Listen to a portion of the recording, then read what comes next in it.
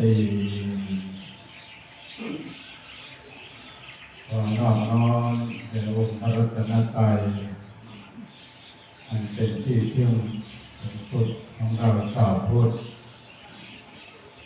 ขอถวายความเคารพดวงวิญญาณความพระเดชพระคุณหลวงปู่พระผู้ครองพระนครพิทักษ์องค์ผู้เป็นพระพุทธเจ้าขอถวายความเคารพหมู่สงฆ์เจ้าหมู่เจ้าคณะสังฆาธิการมีท่านอธิการนิตสันติพโรเจ้าอาวาสวัดโคกเพชรท่านพระอาจารย์มหาอำนวยกรรมสุทโธ